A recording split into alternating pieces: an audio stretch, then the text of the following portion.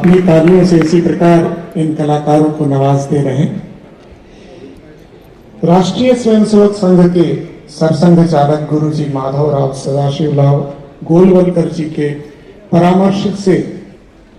Doctor Shyama Prasad Mukherjee ने 21 अक्टूबर 1951 को राष्ट्रीय जनसंघ की स्थापना की, जिसमें पुष्पित पल्लवित होकर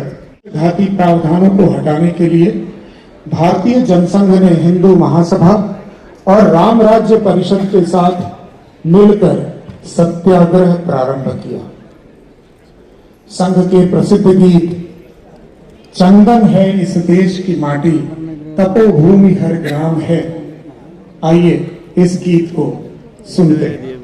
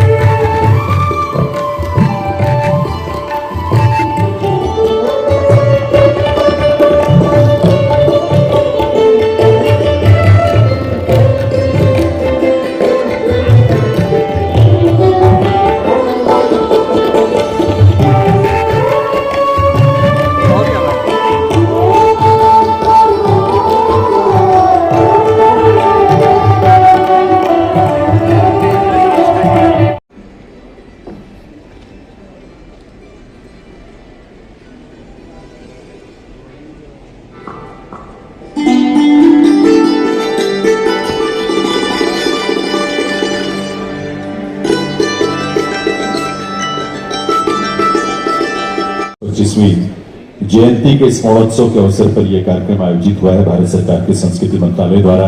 जिसमें आप सबकी गरिमामयी उपस्थिति है। देवियों सज्जनों, गीत हो, संगीत हो, नृत्य हो, नाट्य हो, कोई भी विधा हो, और किसी भी विधा में जब ये इस तरह के विचार और इस तरह के चिंतन का आधार जैसी विभूतियां डॉक्टर श्यामा प्रसाद मुखर्जी के जीवन और उनके व्यक्तित्व, उनका योगदान उस तरह की चीजों के माध्यम से जब मंच पर या आम लोगों के बीच में प्रस्तुत होता है, तभी ये विचार जन जन तक पहुंचते हैं। और इसीलिए भारत सरकार के संस्कृति मंत्रालय ने डॉक्टर श्यामा प्रसाद मुखर्जी की 125वीं जयंती के अवसर पर और उस जयंती के स्मरणोत्सव के अवसर पर इस तरह का आयोजन किया है।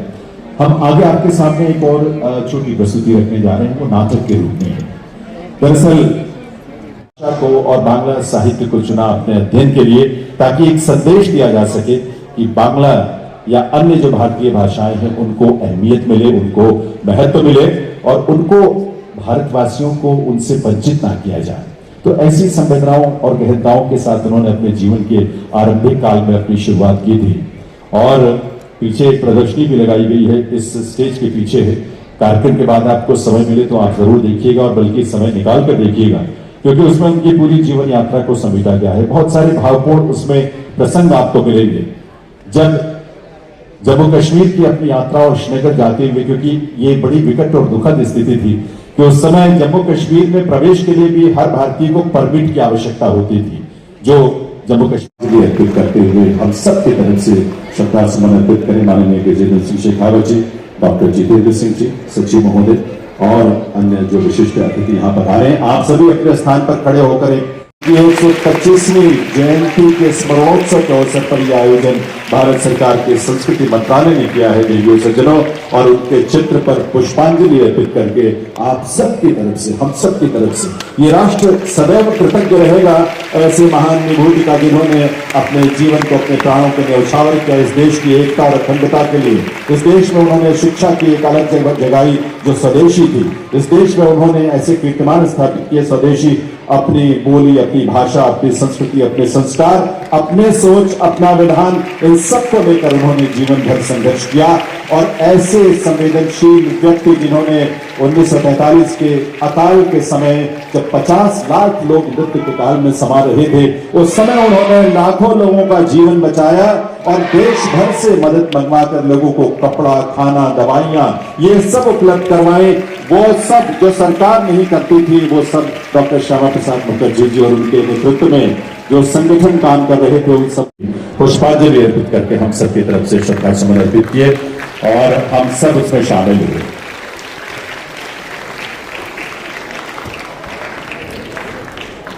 आप सभी से अनुरोध है, आप सभी अपने अपने स्थान पर विराजेंगे, क्योंकि आज के कार्यक्रम को हम इसी रूप में बहुत ही श्रद्धा के भाव से शुरू कर रहे हैं।